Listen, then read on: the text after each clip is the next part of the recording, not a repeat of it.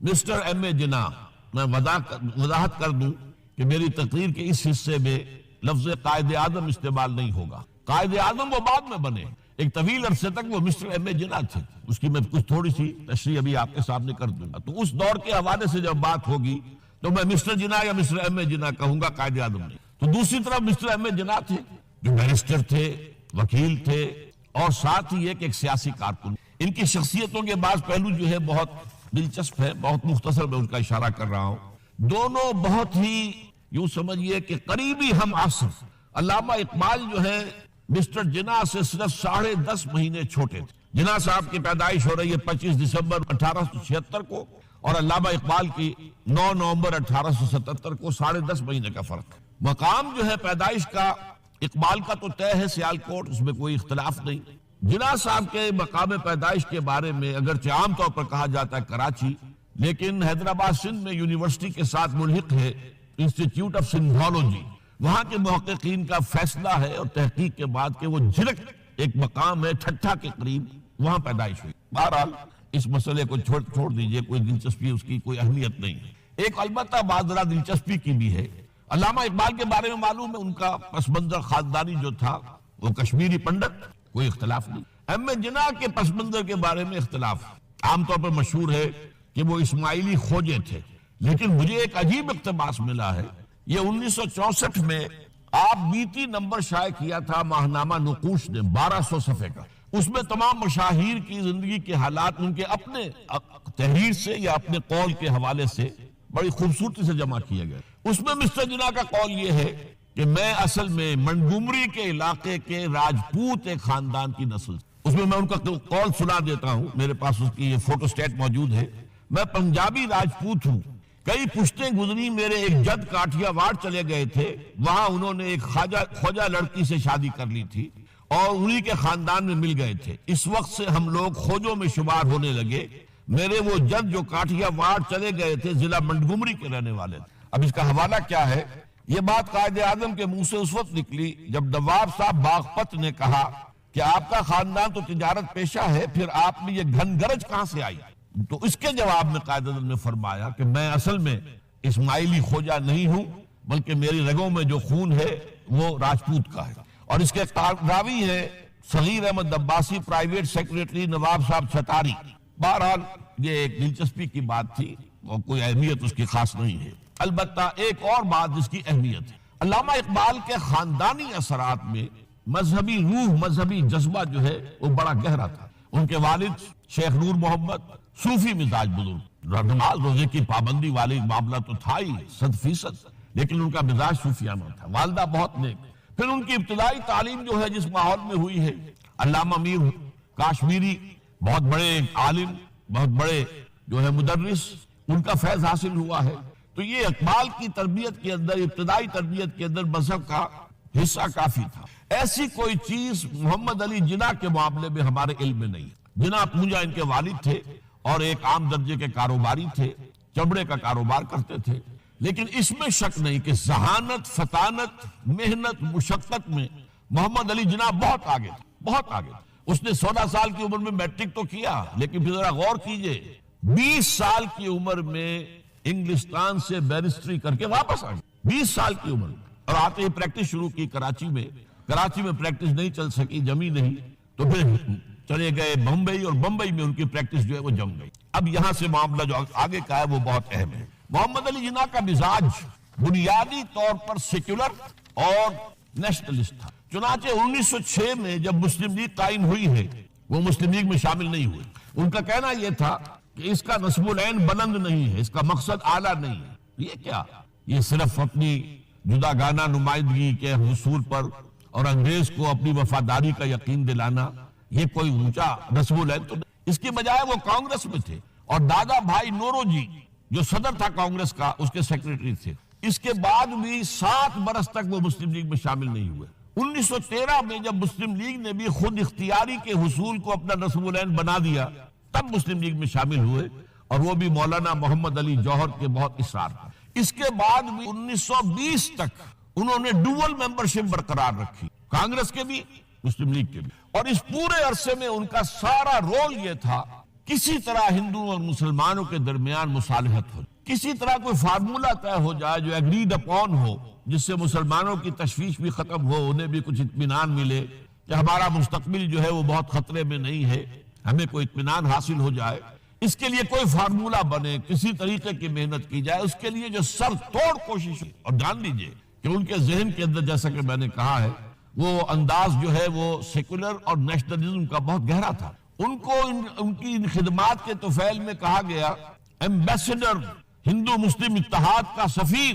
اور یہ کہنے والا کون؟ گوکھلے۔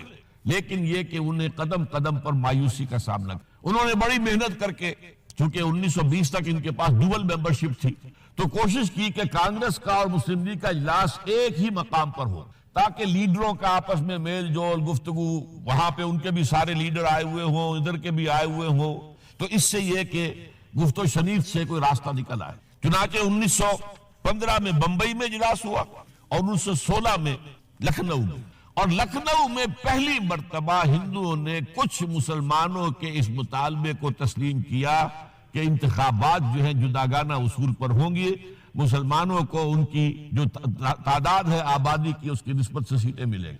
یہ جناح کی بہت بڑی کامیابی۔ لیکن اس کے پس منظر میں نوٹ کیجئے ایک اور چیز تھی بڑی اہم۔ سن 1918-19 سے ایک عظیم تحریک ہندوستان میں شروع ہو چکی تھی، تحریک خلافت، کیونکہ خلافت عثمانیہ کو ختم کرنے کے لیے بڑی سازشیں چل رہی تھی، یہودی سرگرم تھے اور برطانیہ کے ذریعے سے وہ چاہتے تھے کہ اس کو جو ہے وہ ختم کیا جائے، خلافت کو۔ اس وقت ہندو مسلمان ایک ہو گئے۔ گاندھی خلافت کی تحریک میں شریک ہوا، حالانکہ کہاں گاندھی کہاں خلافت، کیا ان میں رشتہ کیا ہے، لیکن اسے اندازہ ہو گیا تھا کہ اگر ہم نے مسلمانوں کا ساتھ اس وقت نہیں دیا، جبکہ پورا ہندوستان گونج رہا تھا، بولی اماں محمد علی کی جان بیٹا خلافت پہ دے دو، ساتھ ہیں تیرے شوکت علی بھی جان بیٹا خلافت پہ دے دو، پورا ہندوستان ایک عظیم تحریک تھی، اس میں کوئی شک نہیں، بہت بڑی تحریک۔ لہذا اس پس منظر میں اسی کا اثر میں سمجھتا ہوں یہ ہوا کہ لکھنؤ پیکٹ ہوا 1916 میں، اور قائد اعظم کو اس میں کچھ سہولت جو ہے وہ نظر آ گئی، اپنی کامیابی کی شکل نظر آئی۔ لیکن جیسے ہی تحریک خلافت ختم ہوئی، ختم تو اس لیے ہو گئی کہ مصطفیٰ کمال پاشا نے خود ختم کر دی خلافت۔ وہ تو جیسا کہ پھر علامہ اقبال نے بھی کہا تھا، چاک کر دی ترک ناداں نے خلافت کی قبا، سادگی اپنوں کی دیکھ اوروں کی عیاری بھی دیکھ۔ بہرحال خلافت ختم ہو گئی تو وہ سارا جوش خروش وہ سارا ختم ہو گیا۔ اس لحاظ سے یہ ہے کہ صورتحال تبدیل ہو گئی، اور اب ہندوؤں کے اندر دوبارہ وہ اپنی جو عصبیت اور مسلمانوں کے خلاف ان کے اندر جو جذبات تھے وہ اوپر ابھر کر آئے۔ چنانچہ 1928 میں نہرو رپورٹ شائع ہوئی ہے، جس نے کہ اس معاملے کے اندر ساری امیدیں جو مسلمانوں کو ہو سکتی تھی ہندوؤں سے، ان سب کا قلع قمع کر دیا، اور معلوم ہوا کہ ہندو کسی درجے میں بھی مسلمانوں کو کوئی حیثیت دینے کو تیار نہیں۔ یہ نہرو رپورٹ جو ہے یہ بہت ہی سمجھیے کہ ٹرننگ پوائنٹ۔ اس کے بعد جناح صاحب نے کوشش اور کی، تجاویز دہلی کچھ اور خاکہ دیا کہ کم سے کم یہ مان لو، وہ بھی رد کر دی گئی۔ پھر 14 نکات دیے، وہ بھی رد کر دیے۔ اس کا نتیجہ یہ نکلا کہ انتہائی مایوس، دل گرفتہ، دل شکستہ ہو کر محمد علی جناح نے ہندوستان کو خیر باد کہہ لیا۔ یہ نوٹ کیجئے، ان کی زندگی کا ایک دور یہاں ختم۔ 1931 میں وہ انگلستان منتقل ہوئے، ایک کوٹھی خریدی، اپنی لیگل پریکٹس شروع کر دی، اور ہندوستان کی سیاست سے بالکل کنارہ کشی کر۔ تا خلافت کی بنا دنیا میں ہو پھر استوار، لا کہیں سے ڈھونڈ کر اسلاف کا قلب و جگر، وہ چیز ان کے سامنے تھی، لیکن یہ ہے کہ اس کے لیے انہوں نے وہاں اس میں یہ لفظ استعمال نہیں کیا۔ البتہ یہ کہا ہے کہ یہ سارے جو اثرات جو ہیں غلط ان کے اسلام کے پردے پر آ گئے تصورات پہ، ان سب کو ہٹا کر صحیح اسلام کی ایک تصویر دنیا کے سامنے پیش، یہ ہے اصل نظریہ پاکستان۔ اچھا، اس کے بعد ہوا کیا ہے؟ سن 30، 31، 32 میں 3 گول میز کانفرنس ہوئی، سب ناکام۔ ادھر قائد اعظم نے 14 نکات پیش کیے گئے، وہ بھی نامنظور۔ میثاق لکھنؤ ناکام، اور نہرو رپورٹ آئی، وہ بالکل ہی برعکس، 14 نکات پیش کیے، وہ بھی رد۔ اور یہ کہ کانگریس نے کہا کہ ہم مسلمان عوام سے براہ راست رابطہ کریں گے، تو انتہائی مایوس ہو گئے قائد اعظم کانگریس۔ لیکن اس کے ساتھ ہی وہ مسلمانان ہند سے بھی مایوس۔ ان کا یہ قول ہے جو انہوں نے شیخ محمد اکرام ان سے کہا ہے آکسفورڈ میں اسی زمانے میں، کہ میں اس ملک میں جا کر میرا کیا رول ہو سکتا ہے؟ ہندو اس قابل ہی نہیں ہے کہ وہ اصلاح کو، ناقابل اصلاح۔ اور مسلمانوں کا حال یہ ہے کہ ان کے لیڈر صبح کو مجھ سے بات کریں گے تو شام کو ڈپٹی کمشنر سے مشورہ کریں، اس لیے کہ یہ قوانین ہیں، خان صاحب ہیں، خان بہادر ہیں، یہ سر ہیں، یہ جاگیردار ہیں، یہ وڈیرے ہیں، تو ان کو تو ظاہر بات ہے کہ حکومت کے ساتھ بنا کے رکھنی. ایسی قوم کی میں کیسے رہنمائی کروں؟ وہ مایوس ہو کر جا کر بیٹھ گئے، انہوں نے اپنی پریکٹس شروع کی. ایک بڑا قیمتی جو ہے وہ گھر خریدا، بیٹھ گئے وہاں پر، گویا کہ ہندوستان کی سیاست سے کنارہ کش. لیکن تیسری گول میز کانفرنس میں جس میں قائد اعظم کو شریک نہیں کیا گیا تھا، یہ 1932 میں ہوئی، علامہ اقبال گئے تھے. یہ موقع ہے جب ان کی ملاقات ہوئی ہے اور ملاقاتیں ہوئی ہیں اور دونوں نے ایک دوسرے کو پہچانا ہے. ولی را ولی می شناسد. اقبال نے پہچان لیا ہے کہ مسلمانوں کا اس وقت سیاسی قیادت کا معاملہ اگر اس کا کوئی اہل ہے تو صرف یہ جناح ہے. میں نے یہاں اگرچہ کچھ اس کے جو حوالے تھے اپنے پاس درج کیے ہوئے تھے. اسلام مکمل ضابطہ حیات ہے، اسلام مذہب نہیں ہے. یہ 11 ستمبر 45 کو بھی کہہ رہے ہیں. بیورلے نکلز کو جو دیا انٹرویو 11 جنوری 1944 کو، اس میں بھی کہا ہے. 10 جنوری 38 کو گیا بہار میں کہا ہے. پھر یہ کہ مسلم لیگ کا جھنڈا اسلام کا جھنڈا ہے، نبی اکرم کا جھنڈا ہے. یہ جھنڈا گر گیا تھا، ہم نے دوبارہ اٹھایا ہے. اب یہ کہ اسلام کے اس جھنڈے کو لہراتا ہوا رکھو، یہ کہہ رہے ہیں علامہ. اسلامی قانون دنیا کا بہترین قانون ہے، 22 نومبر 1938 کو کہہ رہے ہیں. عالمی ملت اسلامیہ کا تصور دے رہے ہیں. یہ 7 اگست 1939 کو مغربی جمہوریت کا میں آپ کو پڑھ کر بعد میں بھی سنا دوں گا. انہوں نے کہا کہ یہ مغربی جمہوریت کے کوئی ایک معنی نہیں ہے. جمہوریت، مغربی جمہوریت وہ ہمارے کام کی نہیں. صاف کہا ہے. اس نے تو دنیا کو سوائے 2 بڑی جنگوں کے اور کچھ بھی نہیں دیا، یہ ان کا کہنا ہے. اسی طریقے سے انسان خلیفۃ اللہ ہے، یہ ان کے ایک بیان میں موجود ہے. عید کا پیغام ہے 14 نومبر 1939 کا. 2 جدا قومیں، time and tied of London کو ان کا ایک جو تھا کہ یہ 2 جدا قومیں، ہندو اور مسلمان، بلکہ غیر مسلم. الکفر ملت واحدہ، غیر مسلم سب کے سب ایک ملت ہے، مسلمان علیحدہ ملت. حزب اللہ حزب الشیطان 2 ہی ہیں قرآن مجید جنہیں ریکگنائز کرتا ہے. اور اس سے بھی اہم بات میں آپ سے عرض کر رہا ہوں، civil and military gazette Lahore میں خطاب شائع ہوا ہے 18/1/46 جنوری 46 کا، اور یہ خطاب اردو میں تھا. اور یہ قائد اعظم نے خواتین کے اجتماع سے کیا. اس میں فرمایا اگر پاکستان نہ بنا تو ہندوستان میں اسلام اور مسلمانوں کا نام و نشان مٹ جائے گا. عربوں کے کاز کے لیے کہا. نیو یارک ٹائمز کو ایک انٹرویو دیا تھا جس میں یہاں تک الفاظ آئے ہیں کہ ہم عربوں کے لیے جس شے کی بھی ضرورت ہوگی کریں گے. پوچھا گیا ہر شے سے آپ کی کیا مراد ہے؟ فرمایا violence, even violence if there is need of it. کھل کر کہہ دیں، طاقت استعمال کریں عربوں کی حمایت کے اندر. البتہ یہ کہ اقلیتوں کو تسلی دی. لیکن میں یہاں آپ کو جو 2 حوالے سنانا چاہتا ہوں وہ اس اعتبار سے ہمارے ہاں بڑی غلطی یہ ہو رہی ہے کہ پاکستان کے نظریے کے لیے رجوع کیا جاتا ہے قائد اعظم کی طرف. یہی غلط ہے. نظریہ پاکستان کے لیے رجوع علامہ اقبال کی طرف ہونا چاہیے، قائد اعظم کی طرف. علامہ اقبال مصور پاکستان ہے، مفکر پاکستان ہے، مبشر پاکستان، معمار پاکستان قائد اعظم، بانی پاکستان قائد اعظم، مؤسس پاکستان قائد اعظم. لیکن قائد اعظم نہ مفکر تھے نہ فلسفی، نہ ان کا کوئی تصنیف ہے، کوئی مصنف تھے ہی نہیں. ان کے لیے صحیح ترین تعبیر وہ ہے جو پیر جماعت علی شاہ نے کی تھی. بہت بڑے پیر تھے پنجاب کے، لیکن ساؤتھ انڈیا میں ان کے جتنے مرید تھے اتنے نارتھ انڈیا میں بھی نہیں تھے، بہت مرید تھے. ان سے کسی نے کہا کہ جناب یہ آپ اتنے بڑے مرشد ہیں، اتنے بڑے عالم بھی ہیں، اتنے بڑے پیر ہیں، اور اپنے ایک داڑھی مڈے کے ہاتھ پر بیعت کر لی. ان کا نہیں، میں نے کوئی بیعت نہیں کی. اصل میں میرا ایک قومی مقدمہ ہے ہندو قوم کے، مجھے اس کے لیے وکیل چاہیے. وکیل جو ہے وہ ماہر قانون ہو، وہ بحث کر سکے، اس کے اندر صلاحیت ہو اپنے نقطۂ نظر کو بیان کرنے کی. اور نمبر 3 یہ کہ وہ بکنے والا نہ. اگر فریق مخالف خرید لے تو میں تو رہ گیا، ختم ہو گیا. یہ 3 اوصاف ہے کہ جو ہونے چاہیے وکیل کے اندر. میں نے اپنی قوم کا وکیل بنایا ہے قائد اعظم. میرے نزدیک صحیح ترین پوزیشن یہی، نتھنگ مور نتھنگ لیس. وہ نہ فلسفی تھے نہ مفکر تھے. انہوں نے فلسفے، فکر، روحانی اور نظری اعتبار سے، میں اب لفظ استعمال کر رہا ہوں، بیعت کی ہے علامہ اقبال کے ہاتھ پر. اگرچہ وہ فارمل بیعت نہ قائد اعظم کے ہاتھ پر کی تھی پیر جماعت علی شاہ نے، وہ بھی فارمل بیعت نہیں تھی. اسی طرح اقبال کے ہاتھ پر قائد اعظم نے کوئی فارمل بیعت نہیں. لیکن میں آپ کو جو اقتباسات 2 سنانا چاہتا ہوں، اس سے آپ کو اندازہ ہو جائے گا کہ آیا واقعتاً یہ بیعت کے آس پاس بات پہنچ جاتی ہے یا نہیں. دیکھیے یہ تقریر ہے قائد اعظم کی، 21 اپریل ہی کی شام کی تقریر ہے. 21 اپریل ہی کو یہ چھپی ہے سٹار آف انڈیا میں 22 اپریل 1938، یعنی صبح علامہ کا انتقال ہوا ہے اسی روز کا یہ بیان ہے جو اگلے روز اخبارات میں چھپا. Mister M A Jinnah said that the sorrowful news of the death of Dr. Sir Muhammad Iqbal had plunged the world of Islam in gloom and mourning. Sir Muhammad Iqbal was undoubtedly one of the greatest poets, philosophers and seers of humanity. Seers, جو مستقبل کے آنے والے حالات کو دیکھتا ہے. Visionary. آپ نوٹ کر لیجئے، نہ صرف پوئٹ اور فلاسفر بلکہ سیئر. گاہ میری نگاہ تیز چیر گئی دل وجود، گاہ الجھ کے رہ گئی میرے توہمات میں، اور کھول کر آنکھیں میرے آئینہ افکار میں آنے والے دور کی دھندلی سی تصویر دیکھ، اور آب روانے کبیر تیرے کنارے کوئی دیکھ رہا ہے کسی اور زمانے کے خواب.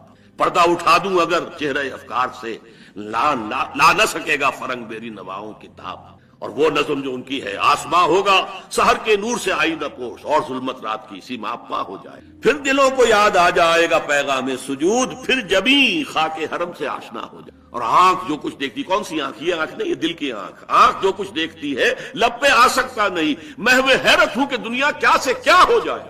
شب گریزاں ہوگی آخر جلوہ خورشید سے، یہ چمن معمور ہوگا نغمہ توحید سے. یہ سیر ہے، مشنری ہے، humanity of all Times. Quaid Azam کہہ رہے ہیں کہ یہ poet, philosopher and seers of humanity of all times. آگے چلیے. To me he was a personal friend number 1، philosopher number 2، and guide number 3، and as such the main source of my inspiration number 4، and spiritual strength and support. ان 5 الفاظ کے بعد کوئی کسر بیعت میں رہ گئی ہے؟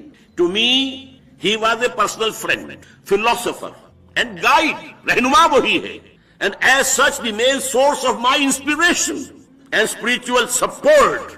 یہ ساری چیزیں مجھے اقبال سے، اور واقعہ یہی اس لیے کہ اس سے پہلے جو قائد اعظم تھے وہ صرف مسلمانوں کے حقوق کے لیے ایک دفاعی جنگ لڑ رہے تھے. کسی طریقے سے مسلمانوں کے حقوق جو ہے ان کو محفوظ کیا جا سکے. اسلام وغیرہ کا کوئی معاملہ ان کے سامنے نہیں تھا، نہ وہ مذہبی آدمی تھے. ہاں مسلمان تھے، اور مسلمان ہونے کے ناطے مسلمانوں کی بہبود، مسلمانوں کی فلاح، مسلمانوں کے مفادات، مسلمانوں کے مصالح، اس کے لیے وہ میدان میں تھے. لیکن یہ علامہ اقبال کا معاملہ صرف مسلمانوں کا نہیں، اسلام کا ہے. کتاب ملت بیضا کی پھر شیرازہ بندی ہے. اب تو یہ اسلام کا احیاء ہونے والا ہے.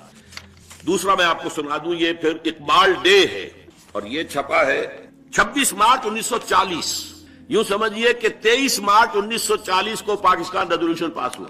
اس وقت قائد اعظم لاہور ہی میں ہے، 26 مارچ کو یہ بیان دے رہے ہیں. ذرا آپ اندازہ کیجئے، if I live to see the ideal of a Muslim state being achieved in India، اگر میری زندگی میں یہ جو ہم نے ایک منزل معین کی ہے کہ مسلم سٹیٹ ایک علیحدہ قائم ہو، اگر میری زندگی کے اندر یہ ہمارا نصب العین پورا ہو گیا، and then I were then offered to make a choice between the works of Iqbal and the rulership of the Muslim state, I would prefer the former. اگر اس وقت میرے سامنے یہ چوائس رکھا جائے کہ چاہو تو علامہ اقبال کی تصانیف لے لو اور چاہو تو اس ملک کی حکومت لے لو، تو میں علامہ اقبال کی تصانیف کو ترجیح دوں گا، انہیں قبول کروں. بتائیے کوئی کسر رہ گئی ہے بیعت میں؟ میں یہ بات کہہ رہا ہوں، اور یہ آپ لوگ دانشور بیٹھے ہوئے یہاں پر، اس رخ کو بدلیے. نظریہ پاکستان کی سورس علامہ اقبال ہے، قائد اعظم نہیں. خود کہہ رہے ہیں، ڈنکے کی چوٹ کہہ رہے ہیں، my source of main source of inspiration and spiritual strength, یہ علامہ اقبال ہے. اور سنیے، in April 1936, continuing, Mr. Jinnah said that in April 1936 he thought to transform the Muslim League, which was till then only an academical institution. 1936 تک کہہ رہے ہیں قائد اعظم کہ مسلم league جو ہے وہ کوئی عوامی جماعت تھی نہیں، کوئی سیاسی جماعت تھی نہیں، اکیڈیمیکل انسٹیٹیوشن، پارٹی کا لفظ بھی استعمال نہیں کر رہے. اس وقت تک وہ صرف ایک اکیڈیمیکل انسٹیٹیوشن تھی. تو میں چاہتا تھا کہ اس کو ٹرانسفارم کروں into a parliament of the Muslims of India, کہ مسلمانوں کا اپنا ایک پلیٹ فارم ہو، تمام ہندوستان کے مسلمانوں کے نمائندے وہاں آ رہے ہو تو معلوم ہو کہ وہ ورچوئل پارلیمنٹ بن جائے مسلم انڈیا کی. اس کے بعد وہ کہتے ہیں from that time to the end of his life he continued, Iqbal stood like a rock by him. Iqbal, Mr. Jinnah said, was not only a great poet who had a permanent place in the history of the world's best literature, he was a dynamic personality. He who during his lifetime made the greatest contribution towards rousing and developing of Muslim national consciousness. اب بتائیے، اور یہ سارے اور زیادہ تفصیل کے ساتھ آپ کو بیانات جو اس کتاب میں مل جائے. تو میرا پوائنٹ یہ ہے در حقیقت کہ اگرچہ تحریک مسلم لیگ اور تحریک پاکستان کا بنیادی جو ہے جذبہ وہ تو منفی تھا، خوف، ایک بڑی قوم کا خوف، ہندو کا خوف، ڈومینیشن کا خوف، ایکسپلائٹیشن کا خوف. لیکن اس میں 1930 سے علامہ اقبال نے انجیکشن لگایا ہے ایک مثبت جذبہ احیاء اسلام کا. جیسے کوئی مریض پڑا ہوتا ہے اور گلوکوز کی بوٹل ہے یا کوئی اس کی تھیلی ہے، گلوکوز جا رہا ہے تو آپ اسی میں انجیکشن لگا دیتے ہیں تاکہ کوئی اور ایڈیشنل پرک جو ہے وہ مریض کو نہ کرنی پڑے. تو اس پوری تحریک میں جو چلی آ رہی تھی 1906 سے لے کے 1930 تک کی 24 سالہ تاریخ جو ہے یہ ایک ایکیڈیمک انسٹیٹیوشن تھی، مسلمانوں کی، نوابوں کی، سروں کی، نوابزادوں کی، یہ در حقیقت جماعت تھی، ایکیڈیمک انسٹیٹیوشن کہہ رہے قائد اعظم، اور یہ کہ اس وقت تک جو ہے معاملہ دفاع کا تھا، صرف اتنا ہی تھا۔ البتہ 1930 میں اقبال نے جو سن 8 میں جس کی قلب ماہیت ہو چکی، جس کی بانگ درا 1924 میں چھپ چکی، جو پورے ہندوستان میں ملت کا حبی خواہ ہونے کی حیثیت سے پورے افق کے اوپر چھا چکا ہے، اس نے آ کر مسلم لیگ میں انجیکشن لگایا ہے۔ اب یہ احیائی جذبہ، مثبت اسلام کے احیاء کا جذبہ، خلافت راشدہ کے نظام کی ایک مثال دنیا کے سامنے پیش کرنے کا جذبہ ہے کہ جو علامہ اقبال نے اس میں شامل کیا۔ اب میں اس حوالے سے صرف ایک بات کہوں گا کہ قائد اعظم نے یقیناً ہندو اقلیت یا دوسری اقلیتوں کو بھی اطمینان دلانے کی کوشش کی۔ اس کے ضمن میں انہوں نے ایک تقریر کی تھی اسی لاہور میں 29 مارچ سن 44 کو۔ ایک نام دھاری سکھ ہوتے تھے سردار آتما سنگھ، اس میں وہ ساری موجود ہے اس کتاب کے اندر۔ تو انہوں نے فلیٹیز ہوٹل کے اندر ایک استقبالیہ دیا قائد اعظم کو، وہاں کہا کہ علیحدہ علیحدہ کیوں تک قوموں کی بات کر رہے ہیں، وحدت کی بات کریں۔ تو وہاں قائد اعظم نے جہاں یہ کہ علیحدہ قومی نظریہ اس کا تصور پیش کیا، ساتھ ہی یہ کہا کہ غیر مسلم اقلیتیں مطمئن رہیں، اگر ہمارا وہ ملک وجود میں آ جاتا ہے تو اس میں غیر مسلموں کے ساتھ نہایت عادلانہ سلوک ہوگا، اور یہ ہمارے دین کی تعلیم، ہمارے نبی کی تعلیم، اور یہ صرف عادلانہ نہیں ہوگا، جنروسٹی والا ہوگا اس میں، بلکہ جس کو قرآن کہتا ہے عدل والاحسان، ان اللہ یامرکم بالعدل والاحسان، تو یہ صرف جسٹس نہیں، جنروسٹی کا حامل ہوگا ہمارا طرز عمل۔ در حقیقت یہی تھیم تھا 11 اگست 1947 کی تقریر کا قائد اعظم کا، جس کا میں نے عرض کیا کہ کلنٹن کو بھی وہی جملہ یاد آیا، اور جسٹس منیر نے بھی اسی کو حوالہ دیا، دہائی دی، اور کاوس جی نے بھی اسی کی گردان کی ہے، اور جو بھی اٹھتا ہے، اور یہ بھی ابھی جو آئے تھے شریف المجاہد صاحب، انہوں نے بھی اسی کی گردان کی ہے، جو بھی آتا اسی کی بات کرتا، حالانکہ اس میں بھی مین تھیم یہی ہے، you are free to go to your temples. یقیناً ایسا ہے، اسلامی ریاست میں غیر مسلموں کو مکمل مذہبی آزادی حاصل، ان کے عقائد کی آزادی ہے، ان کے عبادات کی جو چاہے کریں، ایک کو پوجے، 1000 کو پوجے، سانپوں کو، بچھوؤں کو پوجے، جس کو چاہے پوجے، اجازت ہے۔ You are free to go to your temples, you are free to go to your mosque. اور ہاں، مسلمانوں میں بھی، کیونکہ اسی تقریر میں 11 اگست کی تقریر میں کہا مسلمانوں میں بھی تو فرقے ہیں، اس میں اختلافات ہیں، انہیں بھی مکمل آزادی حاصل ہوگی۔ ظاہر بات ہے اہل تشیع اگر چند منٹ بعد روزہ کھولنا چاہتے ہیں تو کوئی انہیں مجبور نہیں کرے گا کہ وہ اپنے مسلک سے ہٹ کر چند منٹ پہلے روزہ کھولیں، ان کی اپنی نماز کا جو طریقہ ہے اس کے مطابق نماز ادا کریں گے، تمام مسلکوں کو آزادی ہو گئی، ایسے ہی غیر مسلموں کو آزادی ہو، اور اسی طرح ان کے پرسنل لا میں انہیں آزادی ہوگی، شادی بیاہ جس طرح کی کریں، ان کے فیملی لا، ان کی انہیریٹنس، لا آف انہیریٹنس ان کا وہی ہوگا، پرسنل لا میں انہیں مکمل آزادی ہو، ان کے معابد جو ہے ان کی حفاظت جو ہے وہ کی جائے گی پوری طریقے سے۔ بلکہ قرآن کی ایک آیت کے حوالے سے میں کہتا ہوں، مسلمانوں کو گویا کہ تعلیم دی گئی ہے کہ غیر مسلموں کی عبادت گاہوں کی مسجدوں سے بھی زیادہ حفاظت کریں، اس لیے کہ سورہ حج کی ایک آیت ہے وَلَوْلَا دَفْعُ اللَّهِ النَّاسَ بَعْضَهُم بِبَعْضٍ لَهُدِّمَتْ صَوَامِعُ وَبِيَعٌ وَصَلَوَاتٌ وَمَسَاجِدُ يُذْكَرُ فِيهَا اسْمُ اللَّهِ كَثِيرًا۔ صلوات صلوتا کی جمع ہے، یہودیوں کا سینگاگ صلوتا، اور بھی، اور یہ جو گرجے ہیں اور خانقاہیں ہیں، صومعے ہیں، تو پہلے ان کا ذکر ہے، پھر ہے وہ مساجد یذکر فیہا اسم اللہ کثیرا، وہ مسجدیں کہ جن میں اللہ کا کثرت کے ساتھ ذکر کیا جاتا ہے، ان کا آخر میں ذکر۔ یہ ہے وہ بات جو قائد اعظم نے کہی۔ البتہ ایک جملہ ایسا ہے جہاں وہ کہہ گئے ہیں کہ ہاں ریلیجن جو ہے وہ پرائیویٹ افیئر ہے تمام انڈیویجول، اس میں بو موجود ہے سیکولرزم۔ سیکولرزم کا اصول یہی ہے کہ تمام مذاہب ایٹ پار ہیں، ہر فرد کو مذہبی آزادی مکمل ہے۔ آج امریکہ میں ہے، جائیے آپ مسجد بنائیے، زمین خریدیے، مسجد بنائیے، کوئی آپ کو روکنے والا نہیں، کہیں بھی جائیں، یہ مذہبی آزادی۔ البتہ دین جو ہے، نظام، وہ کسی مذہب کے حوالے سے نہیں ہو، وہ لوگ اپنی مرضی سے اپنے نمائندوں کی اکثریت کے حوالے سے جو چاہیں گے قانون بنے، یہ سیکولرزم لا دینیت ہے۔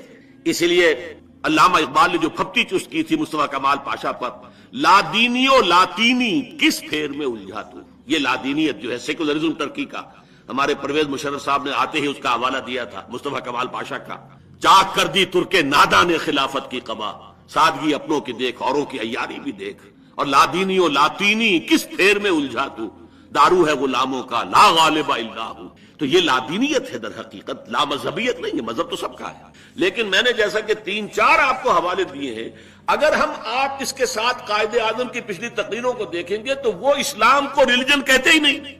اسلام کا ایک حصہ ریلیجن کا ہے، عبادات، عقائد، رسومات، یہ ریلیجن ہے۔ یہ پرائیویٹ افیئر ہے، یہ شیعہ اپنے طور پر کرے، سنی اپنے طور پر کرے، اور یہ کہ حنفی اپنے طور پر، مالکی اپنے طور پر، اہل حدیث اپنے طور پر کرے. یہ ہے مذہب.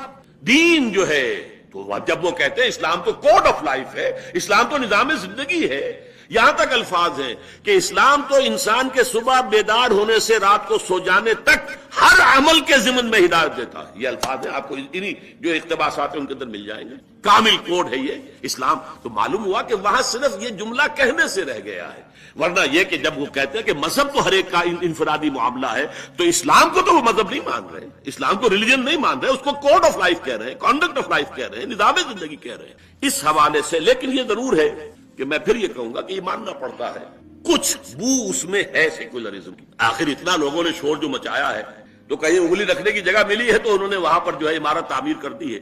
لیکن اس کی تعویل کیا ہے، توجیہ کیا ہے؟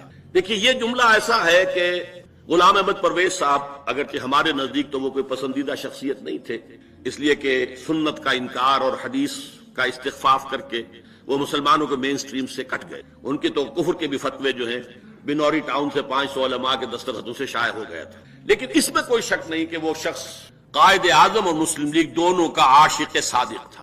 آخری دم تک پاکستانی تھا، پہلے سے پاکستانی تھا. جب وہاں وہ دہلی میں سیکریٹریٹ کے اندر ملازمت کر رہے تھے تب بھی وہ خطیب پاکستان تھے. دو تھے وہاں پر، غلام احمد پرویز اور مولانا شاہ ملک تھانوی. یہ دو ہی تھے دلی کے اندر کے جو اسلام کا اور مسلمانوں کا اور مسلم لیگ کا جو راگ الاپتے تھے. ان کو بھی دقت ہوئی ہے قائد اعظم کے اس بیان کی تعویل نہیں. انہوں نے توجہ یہ کی ہے کہ معلوم ایسا ہوتا ہے کہ پاکستان کے قیام کے فوراً بعد جو حالات انتہائی سمجھیے تشویشناک اور بہت ہی گھبرا دینے والے تھے، پیسہ ایک پاس نہیں، تنخواہ دینے کو ہے نہیں پیسہ. وہ تو سر آدم جی نے ایک چیک دیا ہے تو وہ سینٹرل گورنمنٹ کے ملازمین کو تنخواہ دینے کے لیے پیسہ ہوا. بھارت نے پیسے بھی روک لیے، ہتھیار بھی روک لیے. مہاجرین کا سیلاب چلا آ رہا، سیلاب چلا، ٹرین پر ٹرین، قافلے پر قافلے. انہیں ریہیبلیٹیٹ کرنا ہے، اس کے لیے پیسہ چاہیے. تو ان کا کہنا یہ کہ آثار جواب دے گئے قائد اعظم، اور اس کیفیت میں ان سے یہ الفاظ نکل گئے. یہ ہے غلام احمد پرویز کی توجہ. مجھے اس سے اختلاف ہے. میں یہ سمجھتا ہوں کہ قائد اعظم یوں سمجھیے کہ بڑے ہی آہنی اعصاب والے آدمی تھے، اسٹیل نرس، ان چیزوں سے متاثر ہونے والے نہیں. میرے نزدیک تعویل یہ ہے، اور یہ بھی میں کہتا ہوں کہ وہ جھوٹے آدمی نہیں تھے. انہوں نے 10 برس تک جو راگ الاپا تھا وہ ہرگز منافقانہ نہیں تھا. وہ یہ نہیں تھا کہ صرف وقتی طور پر مسلمان قوم کو اپنے اس یعنی نعرے پر جمع کر لینا ہی مقصود نہیں. ان کے جو دل میں ہوتا تھا وہی باہر ہوتا تھا، زبان پر ہوتا. تو اصل میں انہوں نے یہ جو ان کی سوچ میں بتا رہا ہوں، جو میرے نزدیک کہ میں لکھ چکا ہوں آج سے 15 برس پہلے استحکام پاکستان نامی اپنی کتاب میں، اور یہ اس میں بھی موجود ہے جو آپ کو دیا گیا ہے کتابچہ، کہ اصل میں اگر ہندوستان ایک وحدت کی حیثیت سے آزاد ہوتا تو مسلمان اقلیت میں تھے. اس کا کوئی سوال ہی نہیں تھا کہ مسلم تہذیب اور کلچر اور مسلم نظام اور قانون اور شریعت نافذ ہو سکتا، سوال ہی نہیں. اب جب ہم نے مسلم میجورٹی کا ملک بنا لیا تو خالص مغربی جمہوریت کے اصول کے تحت بھی تو یہاں اسلام آ سکتا ہے. میجورٹی رول ہی ہے نا مغربی جمہوریت. کیا کہتی ہے؟ پارلیمنٹ میں نمائندے جو ان کی اکثریت جو چاہے قانون بنائے نافذ کرتے. تو وہ ملک جب بن گیا ہے کہ جہاں پہ ایک عظیم اکثریت مسلمانوں کی ہے، تو اگر مسلمان واقعی چاہتے ہیں تو مغربی جمہوریت کے اصول کے تحت بھی یہاں اسلام آ سکتا ہے. لہذا اس کی ضرورت نہیں ہے، بلکہ اس میں نقصان ہوگا کہ ہم اسلام کا ڈھنڈورا پیٹ کر پوری لادینی دنیا کو، اس وقت جو ہے لادینیت جو ہے اس کا ڈنکا بج رہا ہے پوری دنیا کے اندر، اسے اپنا دشمن بنا لے. اس حوالے سے کچھ جو ہمیں چاہیے تھوڑا سا، جسے آپ کے بریدنگ سپیس ہمیں کچھ مل جائے، کہ یہ اسی پروسیس سے ہو کر مسلمانوں کے مطالبے کے تحت مسلمانوں کی ایک کلیکٹو جو ان کی سوچ ہوگی انتخابات کے اندر، اور اس کے نتیجے میں یہاں اسلام آ جائے گا جمہوری دباؤ کے تحت. اس لیے انہوں نے یہ انداز اختیار کی. اور یہ مجھے اختلاف ہو سکتا ہے، آپ کو بھی اختلاف ہو سکتا ہے، لیکن میرے نزدیک توجہ یہ ہے جھوٹ نہیں تھا. اس لیے کہ اسی میں اب دیکھیے میں آپ کو 2 حوالے دے رہا ہوں. اسٹیٹ بینک آف پاکستان کا افتتاح کر رہے ہیں، یہ ہو رہا 48 میں، وہ تو 47 کا بیان ہے، یہ بھی ہمارے اس کتابچے کے اندر موجود ہے. I shall watch with keenness the work of your research organization in involving banking practice compatible with Islamic ideals of social and economic life. The economic system of the West has created almost insoluble problems for humanity. It has failed to do justice between man and to eradicate friction from the international field. The adoption of Western economic theory and practice will not help us in achieving our goal of creating a happy and contented people. We must work our destiny in our own way and present to the world an economic system based on true Islamic concept of equality of manhood and social justice. पूरे निजाम की बात कर रहे हैं. जमहूरियत के बारे में भी आपको मिल जाएगा. इस वक्त मैं अब वक्त जो है काफी हो चुका है, इसलिए मैं उसको नहीं सुना रहा कि जमहूरियत एक है नजरी जमहूरियत, एक है अमली जमहूरियत. तो ये तो बिल्कुल गिरगिट की तरह रंग बदलती है, जिस मुल्क में आती है उसी का अंदाज इख्तियार कर लेती है. हमें अपने उसूलों के मुताबिक जमहूरियत लानी है. ये बरबला उन्होंने कहा, इन्हीं इख्तिबासात के अंदर वो बात मौजूद. और इसके ज़िमन में मैं आखिरी जो हवाला देना चाह रहा हूं, बहुत ही दिलचस्प हवाला है. एक 1946 में जनवरी में ब्रिटिश पार्लियामेंट का एक वफद आया हिंदुस्तान के सियासी हालात का मुशाहिदा और मुताला करने. 10 मेंबर्स डेलीगेट. उसके कायद थे रॉबर्ट रिचर्ड. उनमें से एक साहब थे मिस्टर सोरेनसन. इन्होंने कायद-ए-आज़म से मुलाकात की, तफसील से गुफ्तगू की. वापस जाकर उन्होंने किताब लिखी माई इंप्रेशन ऑफ इंडिया. अब जरा अंदाजा कीजिए उसके अल्फाज. ही that is Jinnah is a sword of Islam resting in A secular स्कैबर्ड. ये जिना जो है ये इस्लाम की एक तलवार है जो एक सेक्युलर नियाम में रखी हुई है. ये मजहबी आदमी नजर नहीं आता, इसके दाढ़ी नहीं है, इसका जो है आम लिबास वज़ाक़ता जो है वो मौलवियाना नहीं है, but is the sword of Islam. ये सारा जो ऊपर है ये तो नियाम है जो हमें नजर आ रहा है. ये तो सेक्युलर है, ये मगरबी तहजीब का जो भी आसार है. अब ये कौल जो है जरा नोट कीजिए. यही मैं समझता हूं और ये तो मेरे इल्म में अब आया है. मैंने आज से 15 बरस पहले तावील की है कि उन्होंने दर हकीकत ये चाहा कि इस्लाम यहां आए, लेकिन आए इसी उसूल के तहत. मेजॉरिटी जब मेजॉरिटी यहां है. अब ये दूसरी बात है कि क्यों नहीं आया. वैसे तो यह कि जितना आया वो भी इसी उसूल के तहत आया. आखिर अवामी दबाव था तो करारदाद मकासिद पास हुई ना. सेक्युलरिज्म की तो नफी उसमें हो गई. सॉवरेंटी बिलोंग्स टू गॉड, बात खत्म हो गई. सरवरी ज़ेबा फकत उस जात में हम का को है, हुक्मरान है एक वही बाकी मुताने आजरी. इसी तरीके से फिर उसके बाद जो है जो कुछ हुआ है यहां पर, हालांकि कायदे अवाम जुल्फिकार अली भुट्टो दस्तूर बना रहे हैं और वो भी वहां पर इस्लामी दफात लाने पर मजबूर हो गए. क्यों?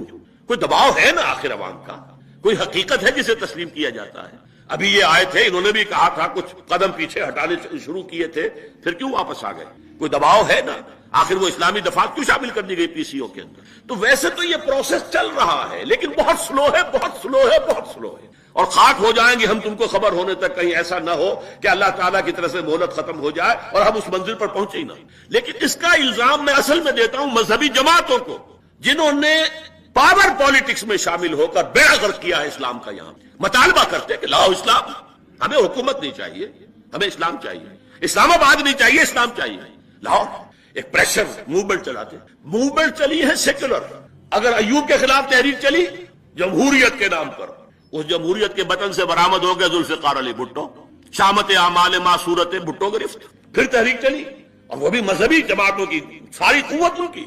लेकिन ये उसका नतीजा कुछ हासिल नहीं होता. खालिस दीनी इशू पर आज तक यहां कोई तहरीक नहीं चलाई गई. जबकि अयूब खान ने यहां पर नाफिज किया था, वो ऑर्डिनेंस था पहले, फैमिली लॉ ऑर्डिनेंस, फिर वो कानून बना और उसको सब कहा शिया सुन्नी देवबंदी बरेलवी अहले हदीस जमात इस्लामी सब की टॉप की क़यादत ने कहा यह गैर इस्लामी है. तहरीक नहीं चलाई, वो नाफिज हुए, कानून बना और 11 बरस तक इस्लाम की डफली बजाते हुए जो है जियाउल अक्सा वो भी उसको नाफिज करते रहे. और मैंने उसी बुनियाद पर इस्तीफा दिया था 5 जुलाई 1982 को यहां गवर्नर हाउस में कि आपके हैंड पिक्ड उलमा बैठे हुए वहां पर.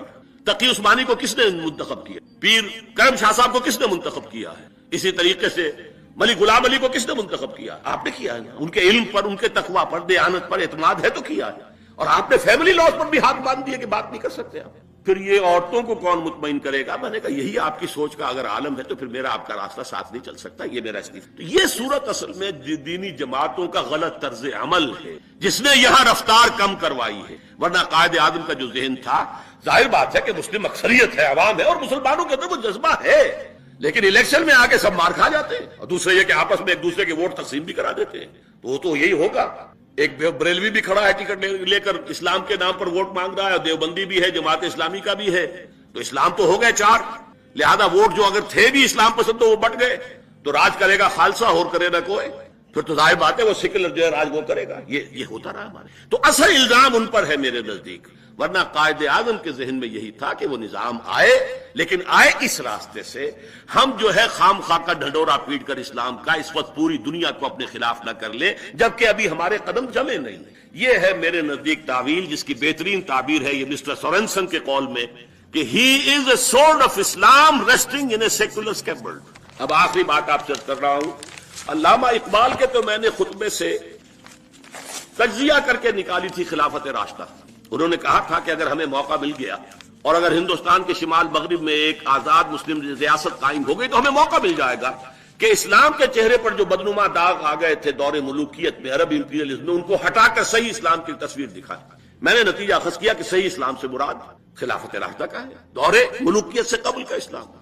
دیکھیے قائد اعظم کا معاملہ، یہ جنگ 11 ستمبر 1988 کو یہ قائد اعظم کے جو معالج خصوصی تھے ڈاکٹر ریاض علی شاہ کے قلم سے یہ مضمون شائع ہوا تھا، جو کہ ٹوبرکلوسس سے قائد اعظم کو، اور ریاض علی شاہ صاحب ہمارے بھی استاد تھے، ہم نے بھی پڑھا ہے ان سے، یہ اسپیشلسٹ تھے اس وقت. تو انہوں نے آخری وقت میں جبکہ ان پر گفتگو پر بھی پابندی تھی کہ آپ بات بھی نہ کریں، اتنے نحیف اور لاغر ہو چکے. ریاض علی شاہ کہتے ہیں کہ میں نے دیکھا کہ قائد اعظم کے ہونٹ کچھ ہل رہے ہیں، تو میں نے کہا کہ یہ اگر اندر ہی اندر اپنی بات روکیں گے تو اور ایک ایڈورس ایفیکٹ ہوگا. میں نے کہا اچھا آپ کہیے جو آپ کہنا چاہتے. کہا تم جانتے ہو جب مجھے یہ احساس ہوتا ہے کہ پاکستان بن چکا ہے تو میری روح کو کس قدر اطمینان ہوتا ہے. یہ مشکل کام تھا اور میں اکیلا اسے کبھی نہ کر سکتا تھا. میرا ایمان ہے کہ یہ رسول خدا کا روحانی فیض ہے کہ پاکستان وجود میں آیا.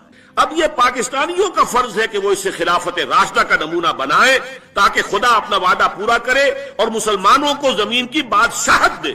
یہ خالص مذہبی فکر ہے. وعد اللہ الذین آمنوا منکم وعملوا الصالحات لیستخلفنہم فی الارض. میں اپنی آخری گفتگو کے چند اب منٹ آپ سے مستعار لے رہا ہوں کہ میری یہ ساری گفتگو پاکستان کے حوالے سے تو مکمل ہوئی، لیکن میری فکر کا ایک پہلو ہے.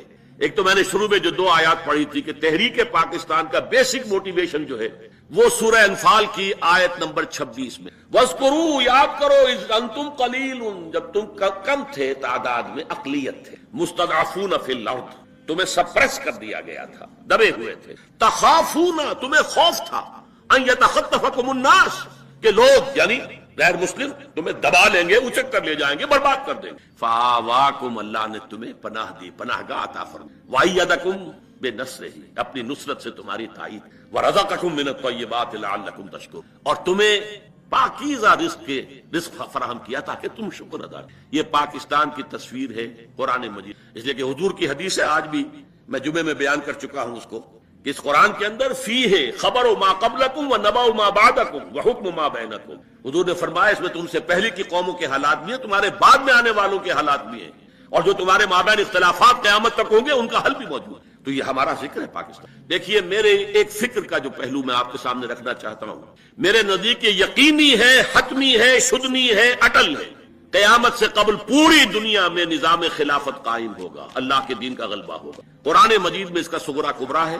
وہ صغرا کبرا کیا ہے کہ حضور کو بھیجا گیا غلبہ دین کے لیے. 3 دفعہ فرمایا هو الذی ارسل رسولہ بالہدی ودین الحق لیظہرہ علی الدین کلہ، اور 5 دفعہ فرمایا کہ ہم نے اے نبی آپ کو بھیجا پوری نوع انسانی کے لیے. وما ارسلناک الا کافۃ للناس بشیرا ونذیرا. منطقی نتیجہ کیا ہے؟ حضور کا مقصد بعثت اس وقت پورا ہوگا جب کل روح ارضی پر، کل عالم انسانیت پر اللہ کا دین غالب ہو جائے. کیسے ہو سکتا ہے کہ دنیا ختم ہو جائے اس کے بغیر، حضور کے مقصد بعثت کی تکمیل کے بغیر؟ جو اقبال نے کہا تھا کہ وقت فرصت ہے کہاں، کام ابھی باقی ہے، نور توحید کا اتمام ابھی باقی ہے. اگرچہ ساتھ ہی خبر دی تھی یہ جہاں معمور ہوگا نغمہ توحید سے. اب آئیے دوسری بات، جیسے وہ پہلے شروع ہوا تھا تو ایک ملک سے شروع ہوا اور پھر پھیل گیا دائیں بائیں. عرب میں حضور کے دست مبارک سے اسلام کا غلبہ ہوا اور پھر 3 فوجیں نکلی، ایک مشرق کی طرف، ایک مغرب کی طرف، ایک شمال کی طرف. عراق سے ہوتے ہوئے ایران، اور ایران سے ہوتے ہوئے خراسان کی طرف، ادھر یہ کہ شام سے ہو کر اور مصر کی طرف، اور یہ کہ آگے اٹلانٹک، ادھر یہ کوہ قاف تک. اسی طرح اب بھی کسی ایک علاقے سے ہو. وہ علاقہ میرے نزدیک پرائمریلی پاکستان ہے اور سیکنڈریلی افغانستان ہے. یہ اللہ نے ہمیں موقع دیا ہے. میرے نزدیک اس کے ایک تو احادیث کے اندر اشارے، 2 حدیثیں 3 حدیثیں دی گئی ہیں اس کے اندر، کتابچے کے اندر. لیکن میں جو گنوانا چاہتا ہوں کہ اللہ کی مشیت کا مظہر کیا ہے. ختم نبوت کے بعد سب سے بڑا جو دینی منصب ہے وہ ہے مجددین. 1000 برس تک مجددین امت عالم عرب میں آئے. 11ویں صدی سے شروع ہو گئے ہندوستان کے اندر. مجدد الفسانی، شاہ ولی اللہ دہلوی، سید احمد بریلوی، شیخ الہند مولانا محمود حسن، اور پھر عظیم ترین شخصیت علامہ اقبال جیسا مفکر، مولانا مودودی جیسا مصنف، مولانا الیاس جیسا مبلغ. پوری دنیا میں ان کی پیرل شخصیتیں کوئی ہے ہی. پھر تحریک خلافت پوری دنیا میں کہیں بھی نہیں سوائے پاکستان کے، سوائے ہندوستان کے. پھر یہ کولونیل رول سے آزادی سوائے یہاں کے کہ اسلام کا نعرہ لگا، کہیں بھی نہیں. کہیں وہ نسلی ملے نیشنلزم کی بنیاد کے اوپر سارا کچھ جو ہوا ہے، یہ انڈونیشیا وغیرہ میں، ملیشیا میں ملے نیشنلزم اور عرب نیشنلزم کی بنیاد پر ہوا عالم عرب میں. اسلام کا نعرہ صرف یہاں لگا. پھر معجزہ ہے پاکستان. میری کتاب میں نے ثابت کیا معجزہ ہے، کسی اصول سے ثابت نہیں ہوتا کہ پاکستان بننے والا تھا. یہ تو بالکل اللہ تعالیٰ کی سنت ہے. عسى ربكم ان يهلك عدوكم ويستخلفكم في الارض فينظر كيف تعملون. ہو سکتا ہے کہ تمہارا رب تمہارے دشمن کو ہلاک کر دے، تمہیں زمین میں حکومت دے، پھر دیکھے گا تم کیا کرتے ہو. یہ ہے پاکستانی قوم کے لیے. یہ گھڑی محشر کی ہے تو عرصۂ محشر میں ہے. پیش کر غافل عمل کوئی اگر دفتر میں، پھر قرارداد مقاصد کا پاس ہونا. پھر اب یہ سود کے بارے میں کہ جو اس وقت کا عالمی مالیاتی جو استعمار ہے، اس کا اصل جو اٹکنڈا ہے وہ تو یہی سود ہے. اقبال کہتے ہیں ای بنوک ای فکر چالاک یہود. یہ بینکنگ کا پورا نظام جو ہے یہودیوں کے چالاک ذہن کی پیداوار ہے. نور حق السینہ آدم ربود. اس نے انسان کے اندر سے جو اللہ کا نور تھا، نفخت فیہ من روحی، اسے نکال پھینکا ہے. اب یہ درندہ بن گیا ہے. آدمی دردندہ بے دندان و چنگ. نور حق السینہ آدم ربود. تا تہو بالا نہ گرد دی نظام، دانش و تہذیب و دین سودائے خام. جب تک یہ بینکنگ کا نظام جو ہے تہو بالا نہیں ہوتا، ختم نہیں ہوتا، اس وقت تک نہ دانش کا کوئی امکان ہے، نہ دین کا، نہ تہذیب. اور وہی بات علامہ قائد اعظم نے کہی اسٹیٹ بینک آف پاکستان کا افتتاح کرتے ہوئے کہی کہ یہ نظام نہیں، ہمیں اپنا نظام بنانا ہو. تو بہرحال ان حوالوں سے اللہ تعالیٰ نے بہت سے شواہد جمع کر دیے ہیں کہ یہاں سے احیاء ہوگا. بدقسمتی سے ہم اپنا سبق بھول گئے، منزل سے بھٹک گئے. ہماری دینی قیادت نے بہت بڑی غلطی کی. ہمالیہ ایسی غلطی کی، پاور پالیٹکس میں اپنی صلاحیتوں کو، قوتوں کو ضائع کر دیا. ہو سکتا ہے بھولا ہوا سبق یاد آ جائے. توقع ہے اللہ سے. اور اگر خدا نہ خواستہ نہیں ہوا، یہ تو میرے اور آپ کا امتحان ہے کہ ہم اس میں کیا کر رہے ہیں، ہمارا کردار کیا ہے. افراد کے ہاتھوں میں ہے اقوام کی تقدیر. ہر فرد ہے ملت کے مقدر کا ستارہ. آئیں بڑھے، کام کریں. نہ ہوا تو پھر میں نے دوسری آیت جو تلاوت کی تھی اس کو نوٹ آف وارننگ کے حوالے سے آپ کے سامنے رکھ کر پھر میں اپنی گفتگو ختم کر دوں گا. بلعام بن باورا ایک کردار تھا یہود میں، بہت عابد، زاہد، عالم، صاحب کرامت، بزرگ. لیکن یہ کہ وہ ایک عورت کے اغوا کے چکر میں وہ ایسا گیا ہے، ساری اس کی دینداری اور روحانیت اور درویشی اور علم اور تقوی اور وہ سب ختم. اس کی مثال دی ہے وَاتْلُ عَلَيْهِمْ نَبَأَ الَّذِي آتَيْنَاهُ آیَاتٍ. اے نبی انہیں ذرا اس شخص کا حال سنا دیجئے جسے ہم نے اپنی آیات عطا کی. آیات سے مراد علم بھی ہو سکتا ہے، کرامات بھی ہو سکتی ہیں، اس لیے کہ معجزوں کو بھی آیات کہا جاتا ہے. اور جو اولیاء اللہ کے لیے ہوتے ہیں وہ کرامات. لیکن فَانْسَلَخَ مِنْهَا، وہ وہاں سے نکل بھاگا. فَأَتْبَعَهُ الشَّيْطَانُ، اب شیطان اس کے پیچھے لگ گیا. اور جسے آپ کہتے ہیں اپنی کلوکیل زبان میں اب برے کو گھر تک پہنچایا اس نے. فَكَانَ مِنَ الْغَاوِينَ، اب اسے آخری درجے کا گمراہ بنا کر چھوڑ. وَلَوْ شِئْنَا لَرَفَعْنَاهُ بِهَا، ہم چاہتے تو اسے اور ترقی دیتے، روحانی، دینی، علمی اور ترفع اسے حاصل ہوتا. وَلَكِنَّهُ أَخْلَدَ إِلَى الْأَرْضِ، وہ تو زمین کی طرف ہی دھستا چلا گیا. زمینی خواہشات، زمینی شہوات، زمینی آرزویں، انہیں کے اندر دھستا چلا گیا. وَاتَّبَعَ هَوَاهُ، اس نے اپنی خواہشات کی پیروی کی، لہذا راندہ درگاہ حق ہو گیا. یہ آیت ختم ہوتی ہے ذالک مثل القوم الذین کذبوا بآیاتنا، یہی مثال اس قوم کی بھی ہے جو ہماری آیات کو جھٹلا. پاکستان من حیث القوم، یہ آیات ہیں اللہ کی. چاہے وہ ڈاکٹر علی شریعتی ہو، چاہے مالک ابن نبی ہو، عالم عرب کا سب سے بڑا دانشور اور ایران کا سب سے بڑا دونوں نے کہا کہ centre of gravity, spiritual and intellectual centre of gravity of the Muslim ummah shift to the South Asia. یہ سارا کا سارا ہوا ہے. کیوں ہوا؟ یہاں سے اب اس کی جو ہے ریجنریشن، احیاء، اللہ نے تو موقع دے دیا ہے، آیات عطا کر دی ہیں. اگر ہم بلعام بن باورا بن جائیں تو یہ بہرحال ہمارا اپنا معاملہ. خدا نہ خواستہ اگر اس میں اور تاخیر ہوئی اور ہم نے کہیں سیکولرزم ہی کی طرف اپنا سفر جو ہے کسی طریقے سے جاری رکھا، اور یہ کہ مہلت اللہ تعالیٰ نے ایک کوڑا ہماری پیٹھ پر 1971 میں مار ہی دیا تھا. اور واقعہ یہ ہے کہ اس کے بعد بھی ایک فریش لیز آف ایگزسٹنس جو ملی ہے وہ بھی اللہ تعالیٰ کی خصوصی تدبیر، جس کی کہ اندرا گاندھی جو ہے آخری وقت تک جو ہے رونا روتی چلی گئی. Pro Pakistan tilt of Nixon administration, کہ نکسن نے ہاٹ لائن پر کہا ہے کوسیجن سے انف از انف، اسٹاپ اٹ، اور اس کا حکم تھا اندرا گاندھی کو، اور یونیلیٹرل جو ہے سیز فائر ہوا. ورنہ یہ ظاہر بات ہے ان کا مورال آسمان پر تھا، ہمارا پاتال میں. لیکن نہیں، اللہ نے بچایا ہے. لیکن یہ کہ اس پر دھوکہ نہیں کھانا چاہیے. اللہ تعالیٰ رسی دراز کرتا ہے لیکن پھر ایک دم کھینچتا بھی ہے پھانسی کے دھکے کی طرح۔ ایسا نہ ہو کہ ہم بلعام بن باعورہ بن جائیں، لیکن اس کے لیے ہم میں سے ہر ایک کو کمر کسنے کی ضرورت ہے، اور اس کے لیے اپنی اپنی مساعی کو ان صلاتی و نسکی و محیای و مماتی للہ رب العالمین، اس انداز میں اپنے آپ کو اس دین کے احیاء اور نظام خلافت علی منہاج النبوہ کے قیام کے لیے وقف کرنا چاہیے۔ میں آپ حضرات کا بہت ہی ممنون اور مشکور ہوں، آپ نے بڑے صبر کے ساتھ میری بات سنی ہے، میں اس پر آپ کا شکریہ ادا کرتا ہوں۔